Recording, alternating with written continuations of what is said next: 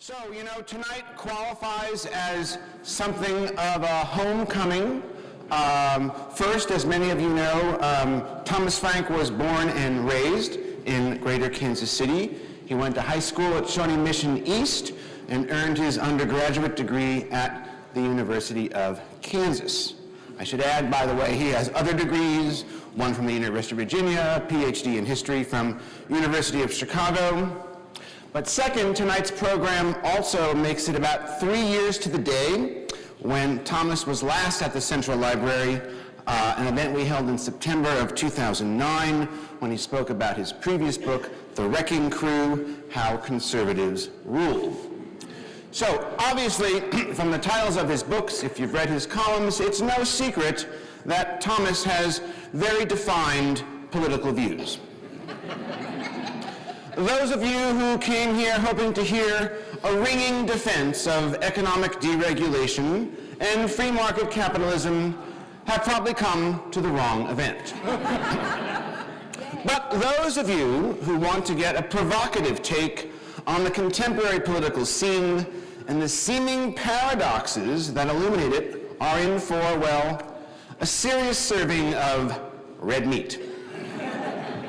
That's because tonight, Thomas will be talking about the essence of his observations contained in the revised paperback version of his newest book, Pity the Billionaire, The Hard Times Swindle and the Unlikely Comeback of the Wright.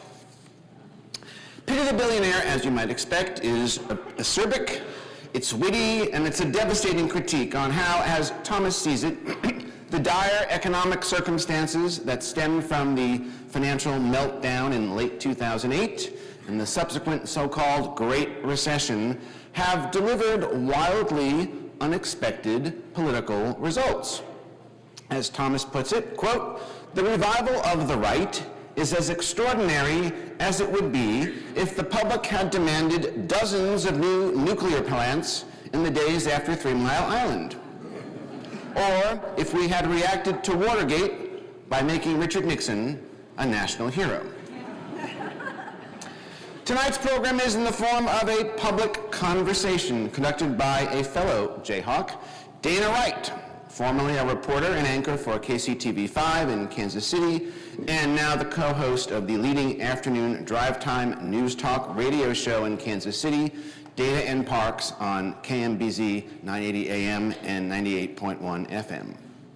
I cannot think of an important news story in Greater Kansas City over the past dozen years or so that Dana has not had a hand in covering, and she's done her job extremely well, earning numerous awards for journalistic excellence, including 2 regional Edward R. Murrow Awards and 3 Mid-America Regional Emmys. Pity the Billionaire is for sale tonight, courtesy of our friends at Barnes & Noble, and Thomas will be signing copies. It takes place over here in a lightly modified, chaotic fashion, but I'll come explain that to you later at the end of this session.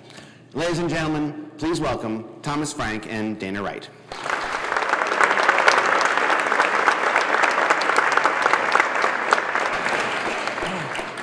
Hi, Kansas City. Welcome. It's great to be here. It's great not to be on the East Coast. Oh, yeah. Yeah, I should say, I'm Tom Frank. I'm the guy that Henry was talking about. And my family is currently hunkered down in the basement of our house in Bethesda, Maryland. Oh. It's rotten. It's rotten.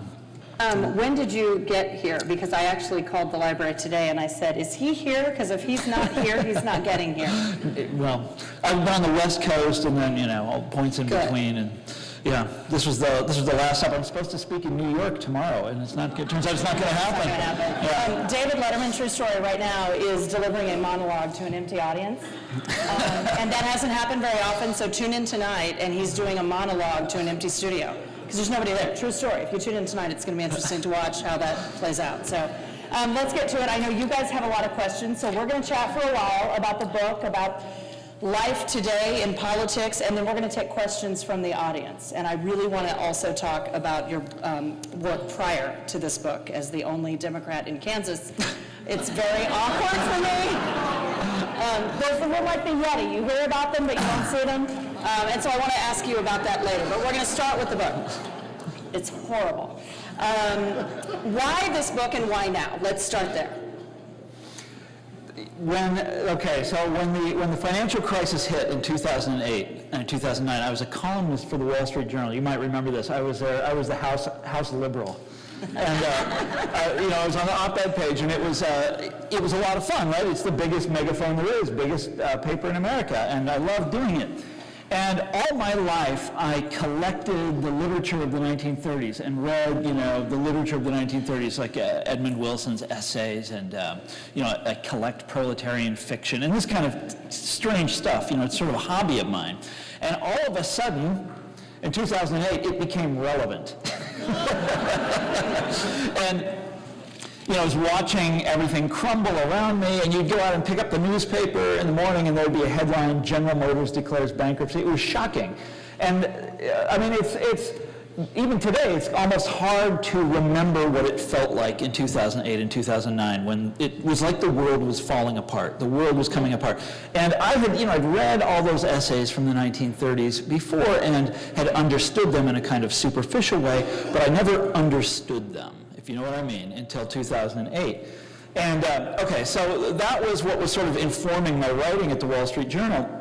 And I had decided at some point that what I wanted to do for my next project was go around the country and watch, have scenes of economic discontent. If you know Edmund Wilson's book, it's called The American Earthquake. It's a series of essays about strikes and industrial actions and people starving and horrible things, and coal mining incidents in the early 30s, in the days of the Hoover administration. And my idea was to write something like that. And so one of my friends, my friends all knew that this is what I wanted to work on, and one of them calls me up and says, Tom, there's, your first big economic protest.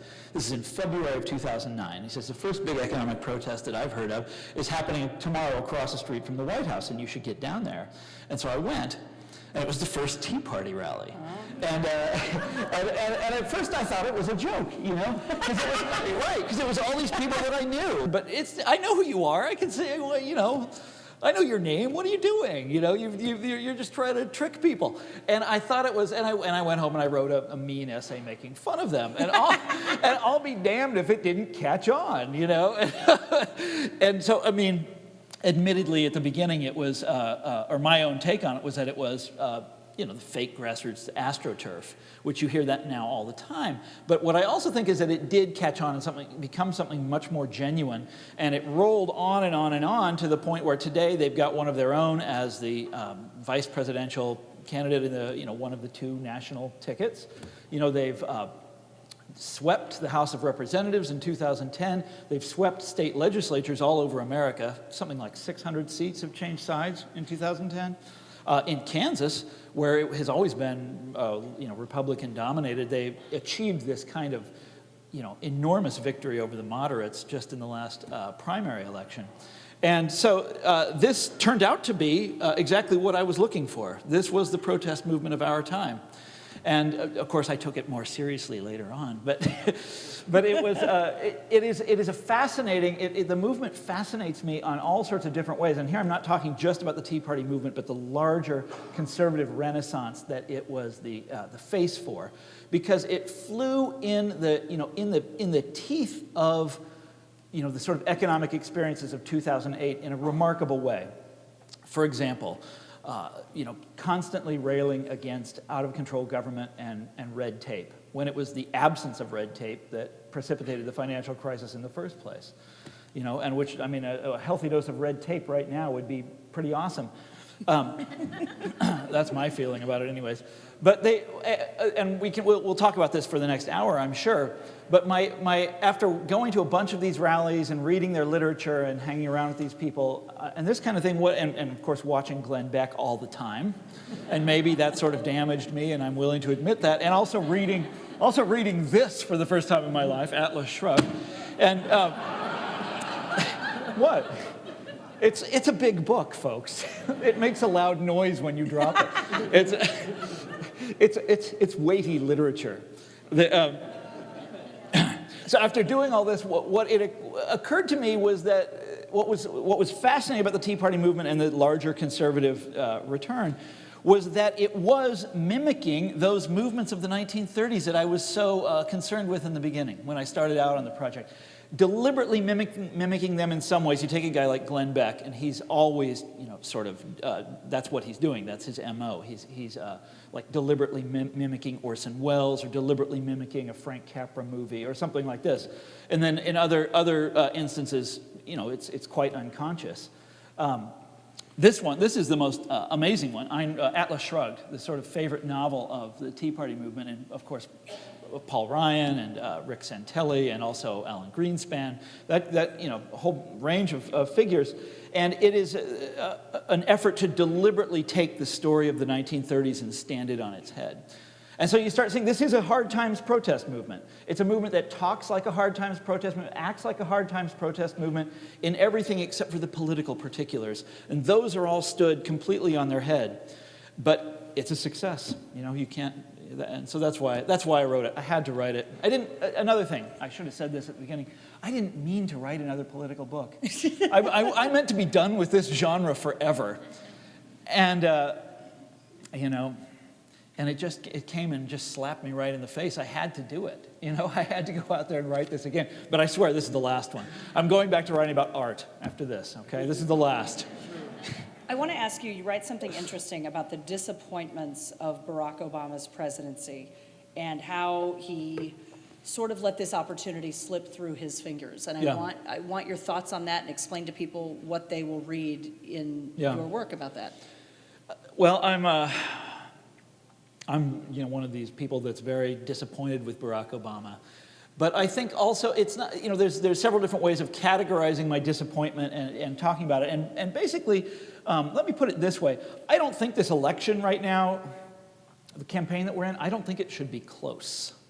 I think Barack Obama should be ahead by a mile. I think he should be heading for a 1936-style Franklin Roosevelt victory. I think he should be, running up the numbers in the House of Representatives so as to give his party a majority for 40 years. And the question is, why is that not happening? Why did that not happen? I mean, Mitt Romney has a very good chance of winning. Why is this, how did Barack Obama let this sort of world historical opportunity slip through his fingers? And that's also the story of Pity the Billionaire. That's about half of the book, is, how did he manage to screw this up? And there's a number of different answers to it, but the main one that I go back to and that I think the American public goes back to again and again and again is the Wall Street bailouts.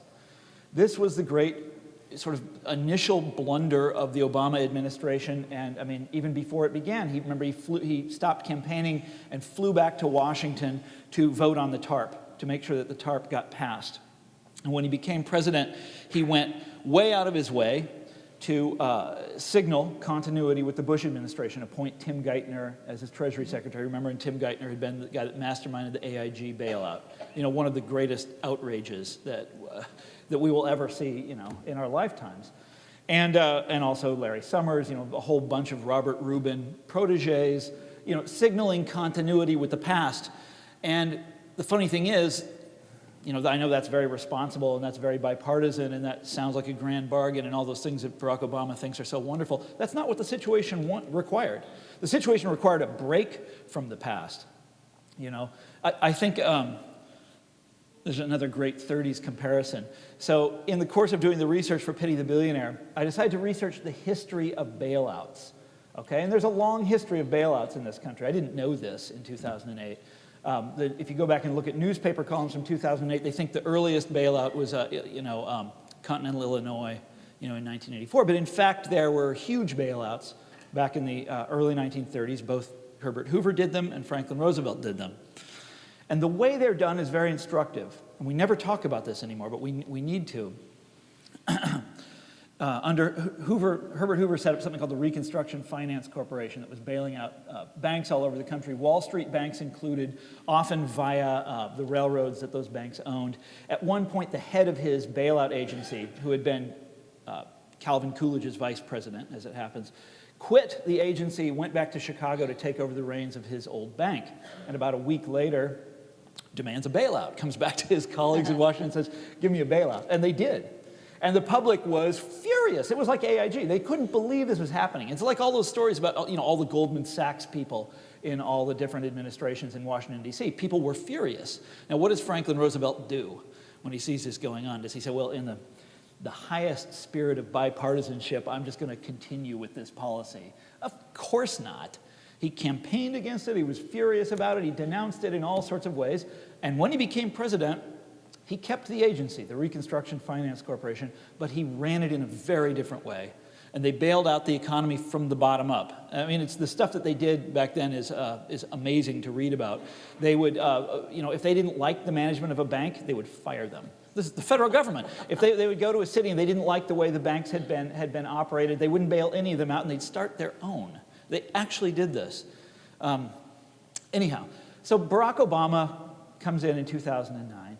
And does, as I described, the continuity with the Bush administration. And what gets me about this is that it's not just a failure, an economic failure. I mean, the Wall Street banks are bigger than ever today, have more political power than ever today. It's not just, and look, I mean, we all know Dodd-Frank is some pretty weak regulation. And we don't know what the next bubble is going to be, but we can be damn sure it's going to happen at some point. And then they'll bail them out again or something like that. I mean, in D.C., they have a term for these. They have a polite term for the too big to fail banks. Now they call them systemically dangerous institutions. And they're more dangerous now than ever, okay? They're bigger and worse than ever. And he's done nothing about this. So that's the economic failure of it, the policy failure of it, but the electoral failure. One of the things that I liked about the Tea Party movement, is that they were really angry about the bailouts. Okay, there was a very easy way for Barack Obama to defuse this movement and even to win these people over. And that is break up these banks. God damn it! I don't know how many times I've heard a Tea Party person tell me how awesome Glass-Steagall was. I've heard Occupy Wall Street people tell me how awesome Glass-Steagall was. Bring it back, or something like it. But this was never even, I mean, they have the VOCA rule and they're fighting over it right now in Washington, D.C., but it's basically never even really been on the table, a policy option like that. It would have been politically savvy, it would have been economically wise, and it was never even under consideration. And this is why Barack Obama, what he's counting on, he's got his Clinton advisors, his Clinton-era advisors, and his Chicago tough guys, and they're, we'll get 50% plus one, we'll squeak by in the election. But the fact is, had he taken aggressive steps in 2009, not just with the banks, but with the stimulus package, taken on unemployment in a serious way, in the way that Franklin Roosevelt did, he would be riding so high today. I mean, the spirit of 2008 would be with us, but it ain't, and and now this is where we are. So I'm sorry to be the bearer of despair, but that's who I am. I want Liberal despair. I want to move from there and dovetail a little bit. Is there any room, talking about the Tea Party and so forth, for a legitimate third party? If so, how? There are so many undecided voters right now. Is it even possible in this day and age to come up with something else that will work, that will satisfy? We got to do something. Look, the two-party system is all the failures of monopoly. And it is a monopoly enshrined in law. There are state laws everywhere in America, or just about everywhere in America, that protect their grip on and I'll talk about that in a minute. But there's not only room for a third party, there's room for a third and a fourth party.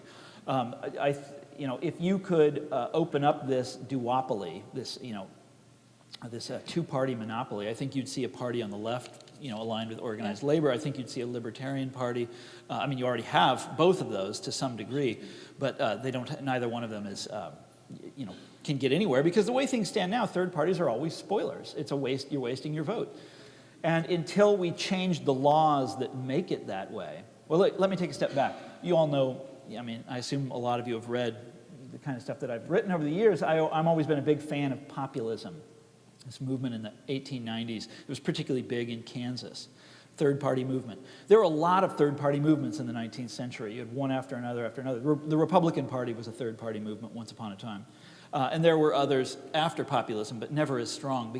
And the reason that is what happened is after populism, just about every state legislature in America passed laws making the sort of techniques that the populists used, making them illegal for no good, constitutional reason or anything, just because they could. And so what the populists would do is, in a place like Kansas, which was a Republican state, they would cross-endorse a Democrat. And then in the South, which were largely Democratic states, they would cross-endorse a Republican. And that's against the law now. I mean, there's no reason for it, but it is. If you were to make those tactics legal again, you would once again see all kinds of third parties, because you wouldn't be wasting your vote. They would, endorse the same guy, but they would be showing their political strength, and they could always walk off. All these different ways of working it. But I would love to see that happen, because I don't believe that the two-party system is ever going to deliver the kind of politics that not only that I want, but that used to be really commonplace in this country. It's just never going to happen again in our lifetimes without some kind of gigantic change, either legal change or some kind of enormous social movement that challenges the two-party system. Sorry, that's what I think. And from that question, is it even possible to have a generally liberal or conservative presidency? Conservative. True. Well, that's okay. That's a good question, because when I used to write for the Journal, and I would talk about conservatives this and conservatives that, I'd get this tidal wave of emails like, those aren't real conservatives. George W. Bush, I know we loved him a few years ago, but he's not a real conservative. He's not part of our movement anymore. We kicked him out. So, but I would say that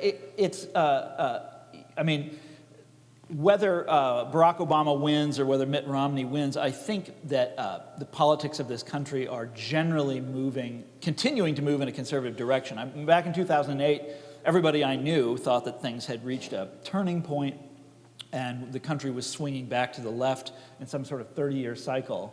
But when I look at it now, it's like, yeah, we reached a turning point, all right. We just didn't turn, And the reason I'm so negative about this, and I should preface this by there's got to be some rays of hope, and I admit it, there are. There's a lot of very liberal Democrats that I like. I like Elizabeth Warren. I like Sherrod Brown. There's a couple people like that I think are pretty awesome. But I think that at the national level, Citizens United, the Supreme Court decision has changed the way politics is done in this country. That to run for the presidency, there's no upper limit on the amount of money that can be spent in a presidential election. As we're seeing now, both campaigns are over $1 billion already. And next time around, there'll be even more money spent. And what this means is that you have to be to run for the presidency, you have to be the kind of candidate who can raise that kind of money. Obviously. And in order to raise that kind of money, you have to have the kind of politics that pleases people who can donate those kind of sums. And nobody has been more forthright about this than Barack Obama himself. Although it was before he was president, it was when he was running for the Senate in Illinois. And he wrote, if you go back and read The Audacity of Hope, there's this remarkable passage where he talks about fundraising. He wants to run for the Senate in Illinois. He's running for the Senate in Illinois, and he's meeting with all of these political donors. These are Democrats, remember, Democratic political donors. And they tend to be very liberal. He says they tend to be liberal on culture war issues, on the social issues. They love schools. They love education. This is always there. You always run into that. They hate unions. They love free trade. And and this is the really weird one. They love free markets. And those are Obama's words, or something like that. But free markets, that really struck me, because they're the only way in which they're different from the people who fund Republican campaigns is, of course, on the culture war. The culture war issues, we'll always have a big divide there. We can fight over that till the cows come home. But on the economic issues, you basically have to be you have to be like the donors that Barack Obama describes, or like the people, something like Freedom Works on the right, or something like that, if you want to run for that kind of office. There's no question about it, and that is going to only get worse. There's no way that's going to turn back in the other direction, unless we change it. Voters keep saying this election's about the economy. Why do Republican men keep saying enormously stupid things about women and their lady parts? Those blunders It is the gift in talk radio that gives every single day there's a new one. And in a curious way, it's the reversal of the "What's the matter with Kansas" story. I said, I want Todd Akin to be the Surgeon General because he knows so much about science and my uterus that I want him to be the Surgeon General. You're making the little kids Seriously, cry. why You're does- making someone cry. I cry every time another one opens their mouth. I don't understand it. If you would care I know, to and explain it. and the funny thing is, they're politically they're blowing it. It's just so dumb. But the part of it that intrigues me is the way that it has allowed. In this campaign, you've got in some ways exactly the opposite scenario as I described in "What's the Matter with Kansas," where conservatives want to talk about the economy. Yes. Not like Mitt Romney. That's all he Yes. wants to talk about.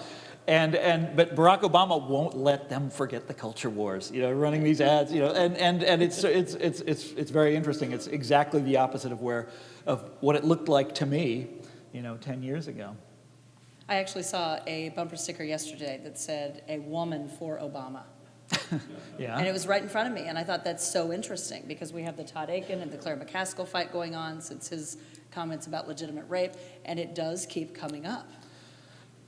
This is supposed to be about the economy. That's right. Well, they say. I'm trying to not follow the polls. You can make yourself go crazy that way. But Sure, they're sure. they're talking about women coming around to Mitt Romney. But I'll believe it when I see it. You've just got gaffe after gaffe after gaffe.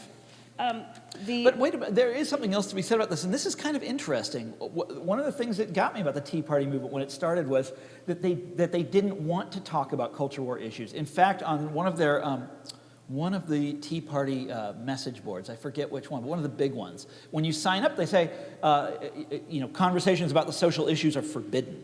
You are only allowed to talk about economic issues. And I went to a bunch of Tea Party rallies. I never saw an anti-abortion protester at one of them, not once.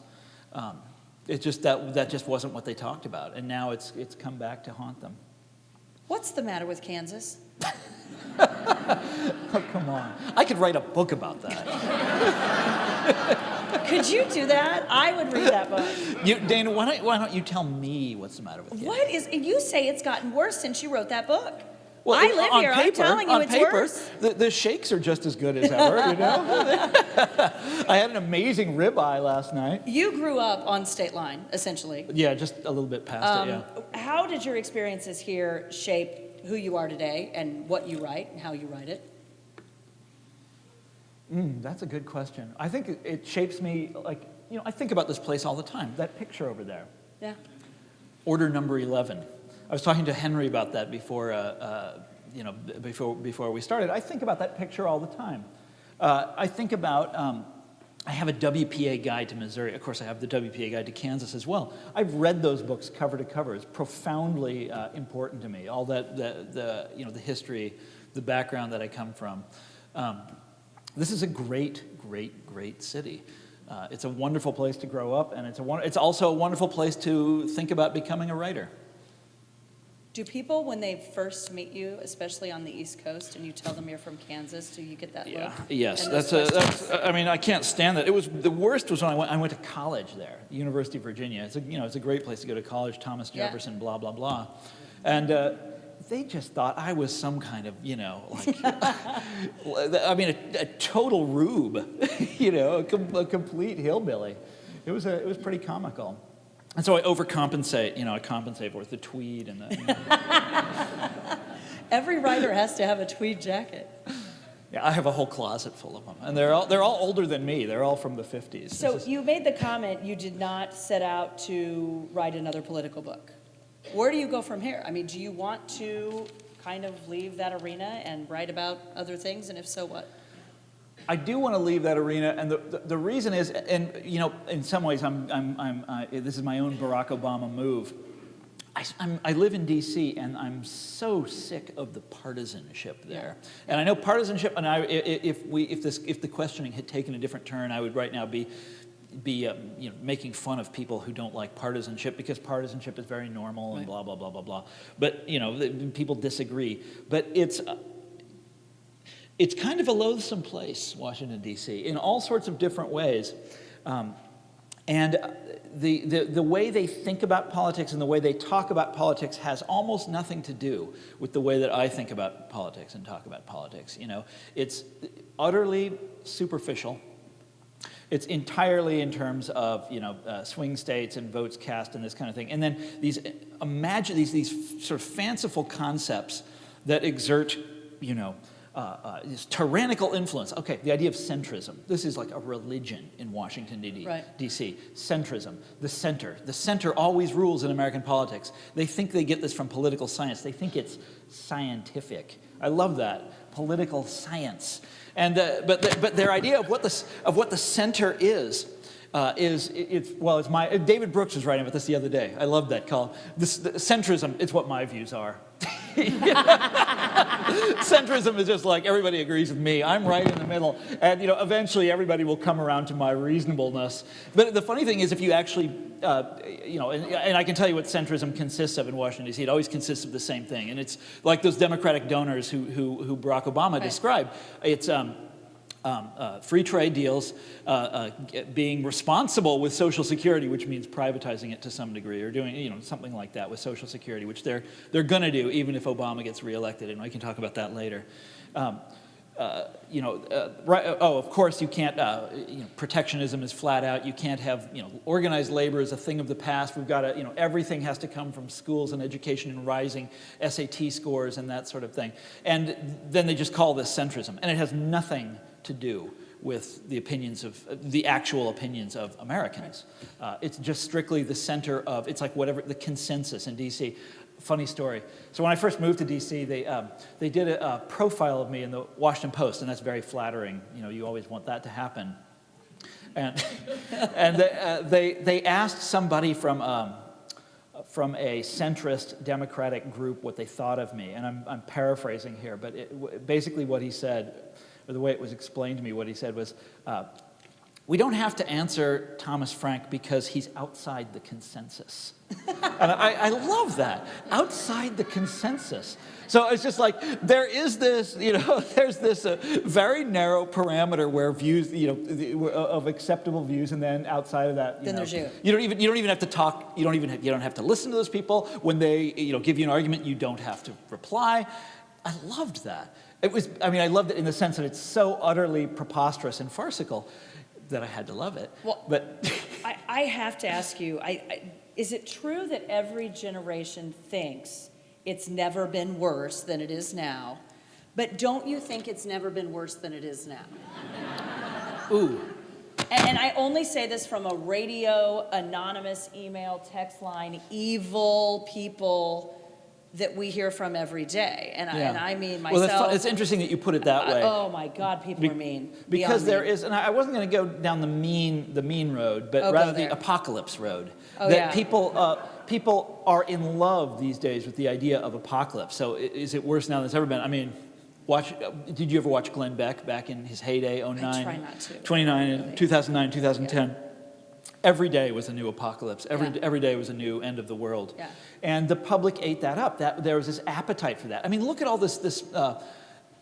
Another reason I talk about this, I'm now a columnist for Harper's Magazine, and my column for next month's issue is about the Mayan apocalypse, which is, you know, bearing down on us right now. It's coming. And there's, you know, all these best-selling books about this, and it's just so much nonsense. And people love the idea of a good apocalypse right now. Yeah. And the interesting thing about this is when I first started writing in the late 90s, the mood in this country was completely the reverse. Remember the new economy? Yeah. Is this a great time or what? Remember those ads? That was somebody's slogan. The dot-coms. It didn't matter if we were running out of oil, you know, because the human mind was so inventive.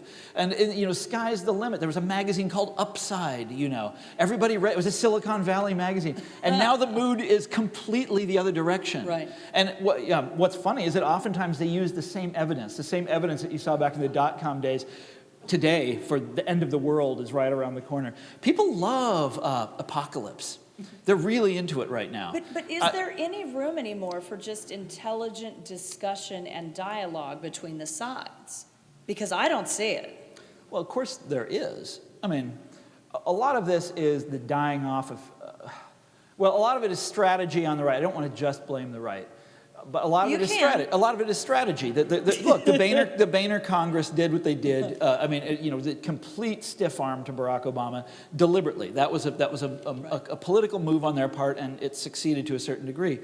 But I was just having a conversation with someone about this the other day. I mean, the days of William F. Buckley are over. Crossfire, great TV program, very intelligent man, and he would have these wonderful conversations. But yeah, and one of the people that he loved to make fun of was that. And she's won, man. She's Atlas or Ayn Rand has prevailed over William F. Buckley. But I also want to say that there is I believe in having look, I was a high school debater. That really formed my worldview. So I obviously believe in having, disputations. I think that's normal and healthy. Nothing wrong with that. But I think that there's especially among Democrats, there's this craving for consensus that I think is not wise and also not healthy. And Barack Obama is sort of the bearer of this. If you go back and read, like I said, Audacity of Hope, or go back and look at any of his his most celebrated moments on the political stage, it was always about conciliation. This is who he is. He's this great conciliator. He wanted to come to Washington, D.C. and strike a grand bargain. A grand bargain with the Republicans. And he was going to, remember his famous speech, it's not red states or blue states, it's the United States. And we all have this great stuff in common. And he exemplified in a lot of ways a very Washington, D.C. attitude where, all we nice, educated people in Washington, D.C. know what the answers are. So why don't we just get together and do them? And this is sort of the Washington Post view of the world. And the ironic thing about this, I mean, it's a mistake in two ways. The first way is that, putting your cards out on the table like that, the Republicans were just able to play him so easily. It's like, well, if you want to get a grand bargain with us, well, check it out. We're way over there now. So you got to come way over there if you want to shake our hand. And then when he does that, they move a little further.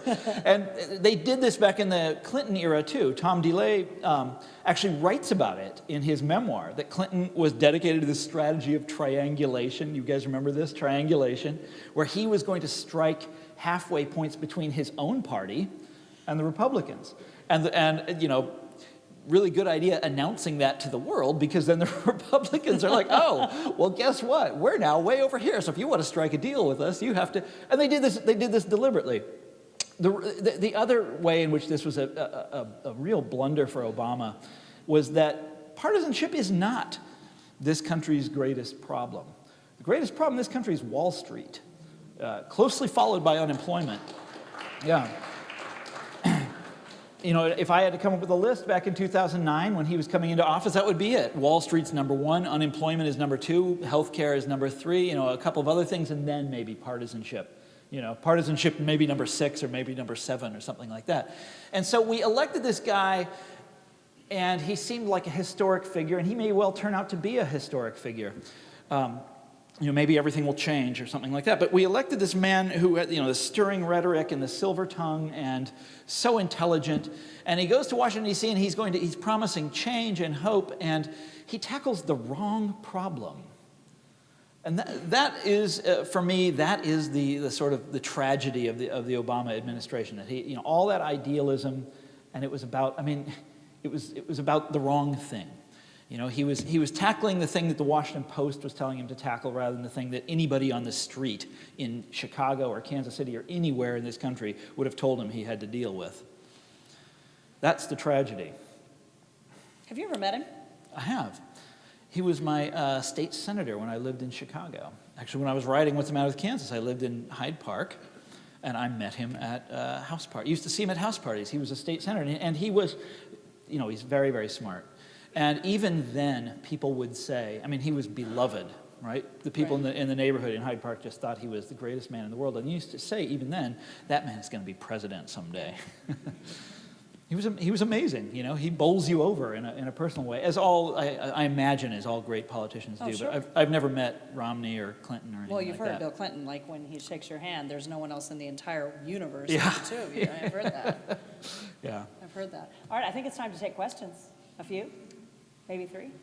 You want me to 3 minutes. We have 3 minutes. And then we're What? going to take questions. Oh, so I okay. want you to wow this crowd for 3 minutes. Go.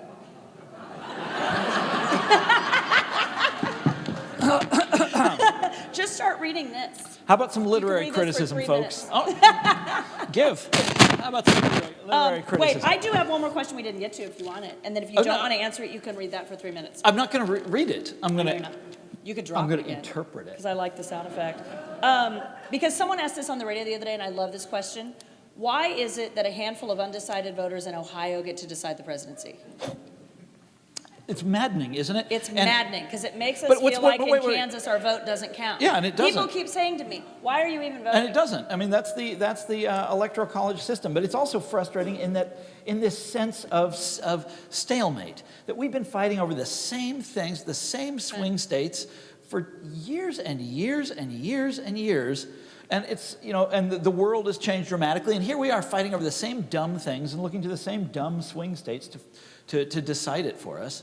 And yeah, it's massively frustrating. So, okay, this novel, Atlas Shrugged, this is actually very interesting.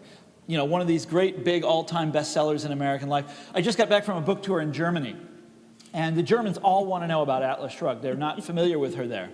And I would say, oh, come on.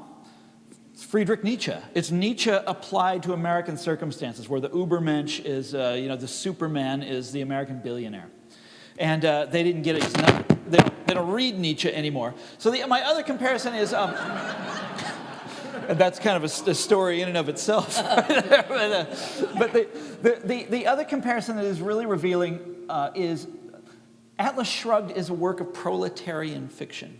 Okay, and that's going to sound a little crazy because she has a lot of contempt for proletarians, for blue-collar workers.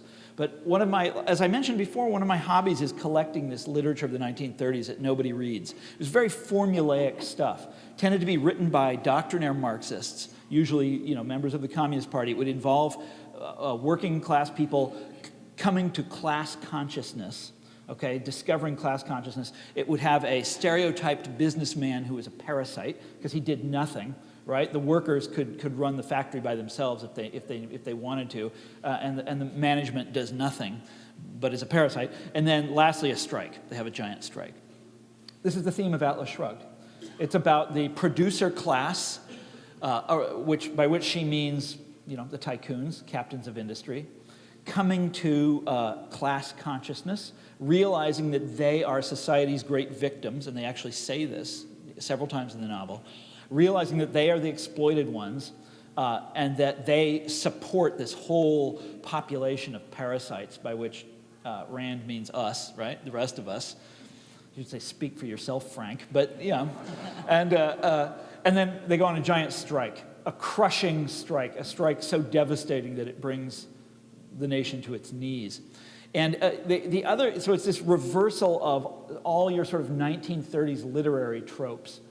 And the other thing that really struck me as I read it, the book was published in 1957, and it doesn't say when it's set. It's supposed to be sometime in the future. She doesn't really say. But there are dozens of clues, as I was reading it, hundreds of clues actually, that she's writing about the Great Depression.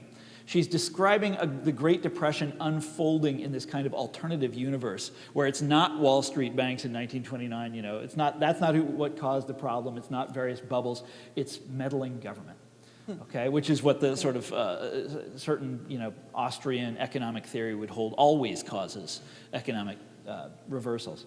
And, she goes, the book reads, remember how I was talking about those Edmund Wilson books about the 30s and all that great reporting from the 1930s, a sort of wonderful body of literature that nobody reads anymore.